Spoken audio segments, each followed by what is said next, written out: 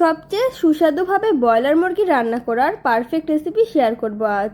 এইভাবে ব্রয়লার মুরগি রান্না করলে এখানে বাজে কোনো স্মেল পাওয়া যাবে না, খেতেও হবে ভীষণ মজাদার। চেষ্টা করেছি অনেক সহজভাবে রেসিপিটি আপনাদের সাথে শেয়ার করতে।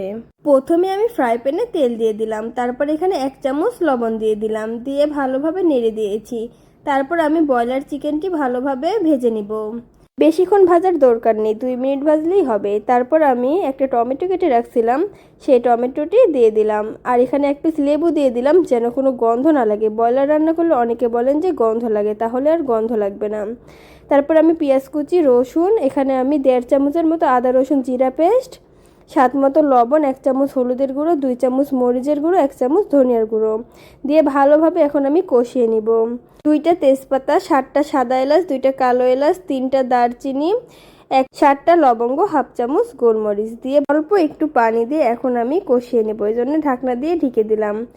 তারপর আমি ঢাকনা খুলে রাঁধুনি রেডিমিক্স মুরগির মশলাটি দিয়ে দিলাম, দিয়ে ভালোভাবে নেড়ে চেড়ে এখন আমি আলু দিয়ে দিব। আমি আলু আগে থেকেই ভেজে রাখছিলাম, সেই আলুটি দিয়ে দিলাম, দিয়ে আবারও আমি একটু নেড়ে দিয়ে ঢাকনা দিয়ে ঢেকে দিব। আর মুরগির মাংসটি যত ভালো করে কষাবেন খেতে কিন্তু বেশি মজা হবে। এই তো মুরগির মাংসটি আমার কষানো হয়ে গেছে, তেল তেল ভাপ উঠে এসেছে। এখন আমি পরিমাণ মতো পানি দিয়ে দিব। পানিটি আমি একটু অল্পই দিব, কারণ বেশি ঝোল রাখবো না। ঝোল বেশি রাখলে কিন্তু খেতে একদমই ভালো লাগে না।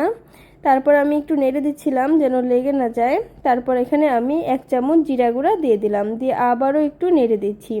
এইভাবে রান্না করে দেখবেন, বাসার সবাই খেয়ে অনেক প্রশংসা করবে। তারপর আমি এখানে আস্ত গোটা জিরা 1 চামচ দিয়ে দিলাম।